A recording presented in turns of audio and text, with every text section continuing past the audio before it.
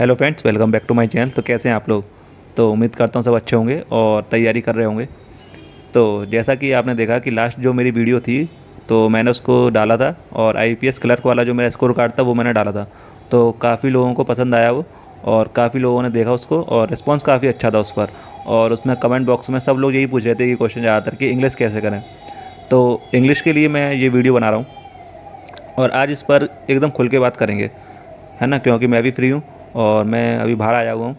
तो मैं फ्री हूँ एकदम, और लंबी वीडियो होगी ये, और तो एकदम तसल्ली से बात करेंगे हम लोग।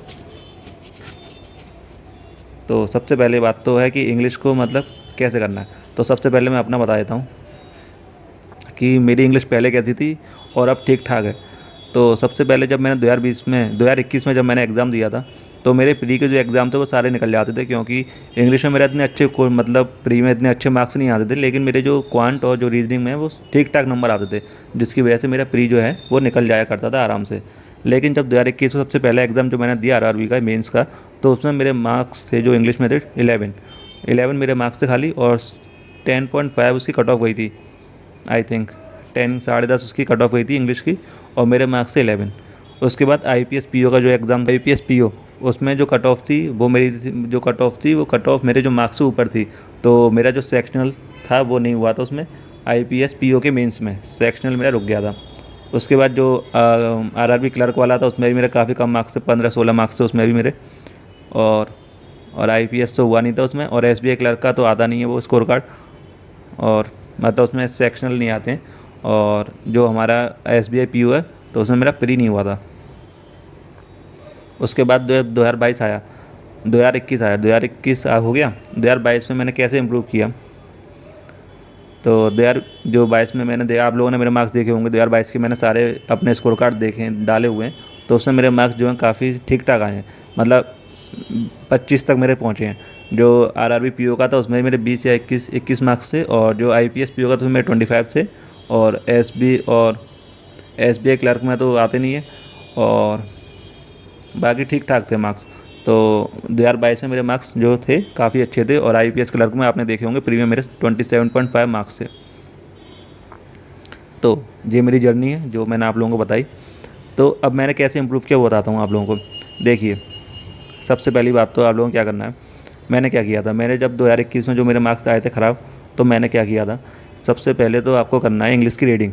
तो इंग्लिश की रीडिंग के लिए आपको क्या करना पड़ेगा कि एक जो अपना जो भी एक न्यूज़पेपर है उसको आप करिए, है ना। जैसे मैं तो द हिंदू का क्या था, मेरे पास एक यूट्यूब चैनल है जिसका नाम है YT करके है, मैं आपको लिंक दे दूँगा उसका, है ना। उसको आप लोग डेली देखिए। उसमें क्या है कि द हिंदू का एडिटोरियल होता है, और काफ़ी डीपली एकदम वो समझाते हैं, एक एक वर्ड को वो समझाते हैं, और एक एक लाइन को समझाते हैं।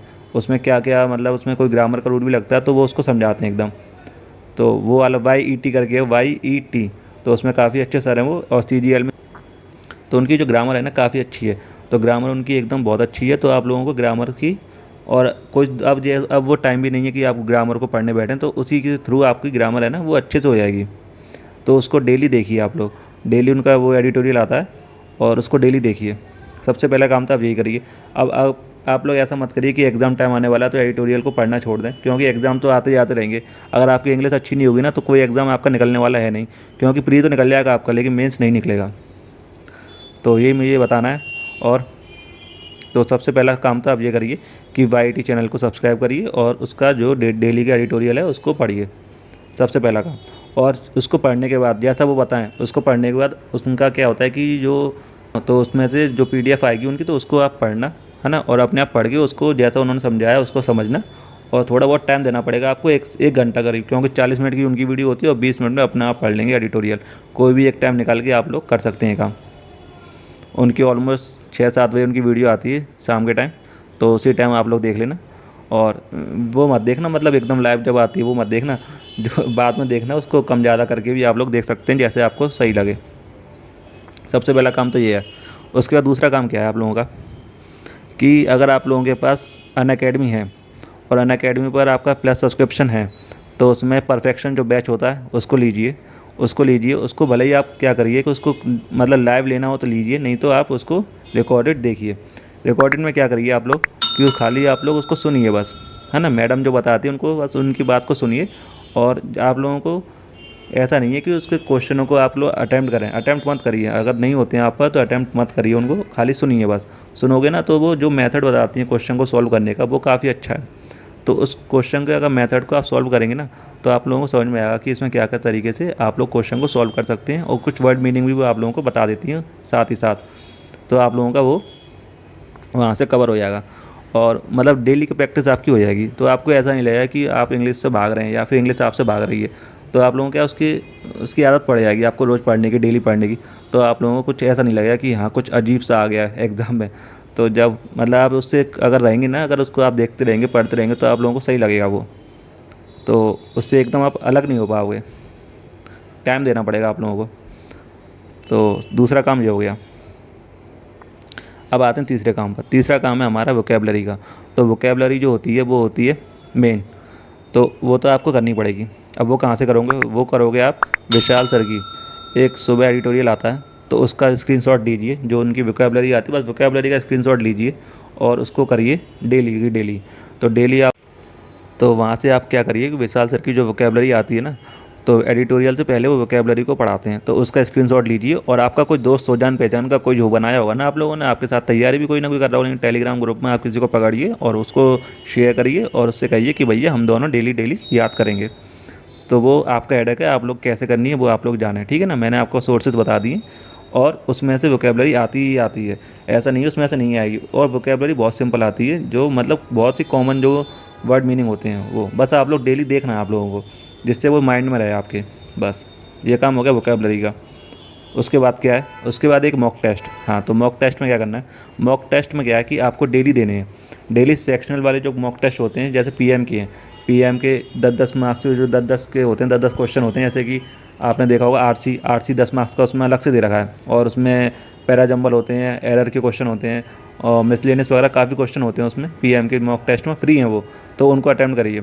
और उसमें कम से कम 100 के आसपास क्विजेज़ होंगे, तो उसको अटैम्प्ट करिए। और अटैम्प्ट करेंगे तभी कुछ होगा आपका। और उसमें फिर आप लोग देखिए आपकी क्या गलती हो रही है उसके क्वेश्चन में। अगर उसका आंसर देखोगे तो आपको समझ में नहीं आएगा। खाली आप क्या करिए, उसके जो वर्ड मीनिंग है, अगर वर्ड मीनिंग आपको कोई समझ में नहीं आ रहा तो आप गूगल के थ्रू उसको चेक करिए। और क्वेश्चन और जो आपकी वोकेबलरी है ना, उसको थोड़ा बहुत लिखिए भी कहीं पर, जैसे डायरी वगैरह में एक डायरी बना लीजिए। जो आपको नए वर्ड्स लगते हैं उनको लिखिए एक जगह, और फिर डेली डेली उसमें ऐसे देखना पड़ेगा आप लोगों को। तो ये काम तो वही करना पड़ेगा। देखो, करोगे तभी कुछ होगा, है ना। अगर तुम यही सोचते रहोगे कि इंग्लिश अच्छी नहीं है, इंग्लिश अच्छी नहीं है, तो वो कभी अच्छी होने वाली है नहीं। तो अगर आपको सिलेक्शन चाहिए तो इंग्लिश को करना पड़ेगा, क्योंकि इंग्लिश ही एक ऐसी है मेरे ख्याल से जो सिलेक्शन कराती है और सिलेक्शन को रोकती है। तो आप लोग मेरे प्रीवियस जितने भी मैंने अगर स्कोर कार्ड डाले हुए हैं तो उनको देखेंगे ना, तो आपको मालूम पड़ेगा कि इंग्लिश का कितना जो रोल है वो कितना ज़रूरी है। तो उसको आपको करना पड़ेगा। तो और फिर मॉक टेस्ट में, और जो आप मॉक टेस्ट जैसे कि प्री का जो आप देंगे आईपीएस क्लर्क वाले, उसमें इंग्लिश आएगी।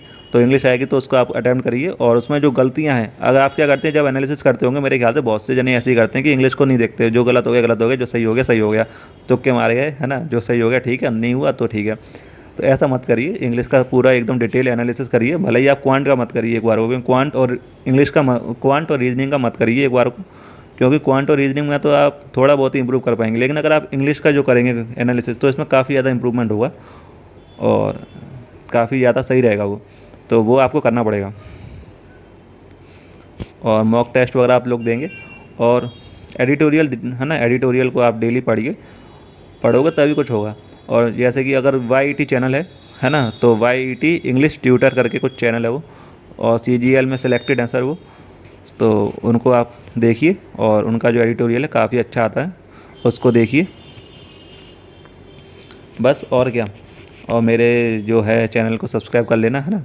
और काफ़ी काफ़ी धन्यवाद आप लोगों का। आप लोगों ने जो मेरी लास्ट वीडियो थी उसमें काफ़ी अच्छा दिखाया रिस्पॉन्स, तो थैंक यू सो मच उसके लिए। और आप लोगों का भी सिलेक्शन हो। और RRB का भी एग्ज़ाम है, RRB क्लर्क वाला भी है, IPS क्लर्क का भी आ गया, और मेरे ख्याल से 1 महीने के अंदर IPS PO का भी नोटिफिकेशन आ जाएगा। फिर SBI क्लर्क, SBI PO, काफ़ी सारे एग्ज़ाम हैं। तो पढ़ेंगे तो हो जाएगा सिलेक्शन, कोई ऐसी बात नहीं है। और अप्रैल तक अगर आप ढंग से पढ़ेंगे ना, तो जो नेक्स्ट ईयर का अप्रैल है ना, वह तब तक आप फ्री हो जाएंगे, कहीं ना कहीं आपका सिलेक्शन हो जाएगा, इस बात की गारंटी है। और बस यही कहना था मेरे को। तो यहाँ तक आप लोगों ने वीडियो देखी तो उसके लिए धन्यवाद।